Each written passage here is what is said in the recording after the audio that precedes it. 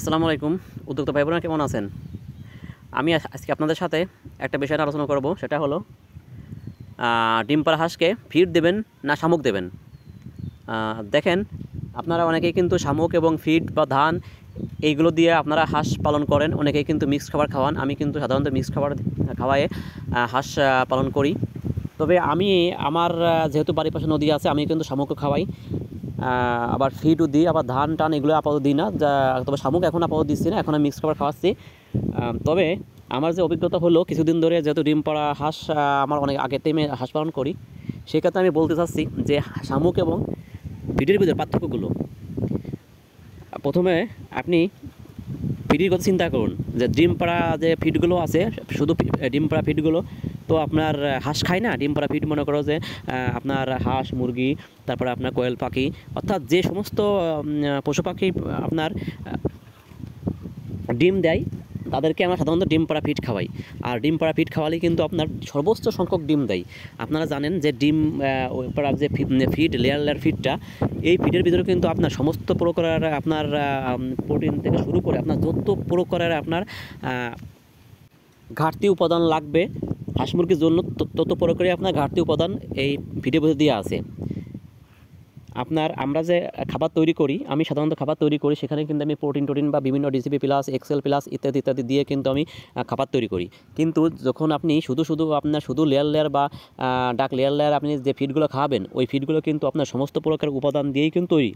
আর শামুকের কথা বলি, শামুক কিন্তু আপনার এতগুলো উপাদান দিয়ে তৈরি নেই। শামুকের একটা প্রাকৃতিক খাদ্য। হাঁসে শামুক খায়, শামুক খেলেও আপনার ডিম পারে, তবে সেই ডিম বেশি দিন আপনার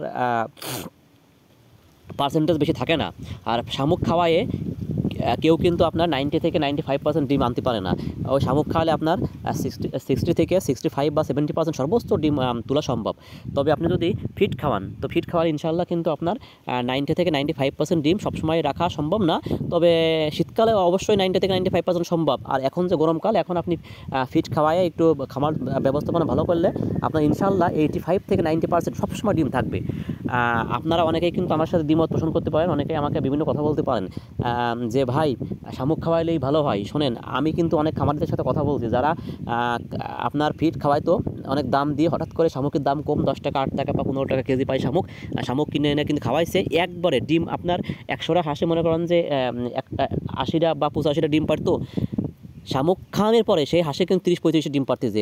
1 মাস ধরে শামুক খাওয়া যাচ্ছে, তারপরেও কোনো হাঁসের পার্সেন্টেজ বাড়তেছে না, ডিমের পার্সেন্টেজ বাড়তেছে না। তারা আমার সাথে অনেকে যোগাযোগ করছে। আমি বলছি ভাই, এই হাঁসকে যদি আপনাকে আবার রিকভারি করাতে চাই, তাহলে আপনি আগে যেভাবে খাবার খাওয়াচ্ছিলেন ঠিক একইভাবে আপনি শামুক বাদ দিয়ে ফিডগুলো খাওয়াই যান, দেখবেন আপনার হাঁস রিকভারি হয়ে যাবে না। তবে একটা বিষয় হলো, শামুক খাওয়ালে আপনার হাঁসের আপনার স্ট্রাকচারটা একটু আলাদা হয়, কারণ ফিড খাওয়ালে সাধারণত হাঁসের ডিমটা একটু গোল টাইপের হয়ে যায়। আপনি বিশ্বাস না করলে আপনার যারা আপনার ফিড খাওয়ান, দেখবেন আপনার হাঁসের ডিমটা কিন্তু অতটা লম্বা হয় না, ফিড গোল টাইপের হয়ে যায়। আর যদি কেউ আপনার শামুক খাওয়ায়, সেই শামুক খাওয়ালে কিন্তু হাঁসের ডিমটা একটু লম্বা টাইপের হয় এবং ওই ডিমটা সবুজ সবুজ ভাব হয়।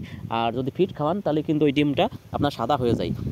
এই জন্য শুধু পার্থক্য শুধু ওইখানে শামুক খাওয়া আর আপনার ফিড খাওয়ার পার্থক্য ওইখানে, শুধু ডিমটা আপনার একটু সাদা হয় আর একটু সবুজ হয়, তাছাড়া আর কোনো পার্থক্য নেই। আর আপনার শামুক খাওয়ালে কিন্তু পুরোপুরি আপনার পার্সেন্টেজ আসবে না, এই জন্য আপনি ফিড খাওয়াবেন। তাহলে উদ্যোক্তা ভাই বোনেরা, আমি আবার বলতেছি, আপনারা কিন্তু ডিম পাড়া হাঁসকে অবশ্যই ফিড খাওয়াবেন। যদি শামুক যদি আপনার প্রাকৃতিকভাবে আপনার খাদ্য খাবার হিসেবে থাকে, তাইলে আপনি শামুক খাওয়াবেন। আর যদি প্রাকৃতিকভাবে যদি খাদ্য খাবার হিসেবে শামুক না থাকে, তাহলে আপনার শামুকের ধারে কত যাবেন না, শুধু ফিড খাওয়াই যাবেন। টাকা বেশি হলেও আপনার লস হবে না, আর শামুক খাওয়াতে গেলে কিন্তু আপনি লসে পড়ে যাবেন। যাই হোক উদ্যোক্তা ভাই বোনেরা, আপনারা বুঝতে পারছেন তাহলে শামুক আর ফিডের মধ্যে পার্থক্য। সবাই ভালো থাকুন।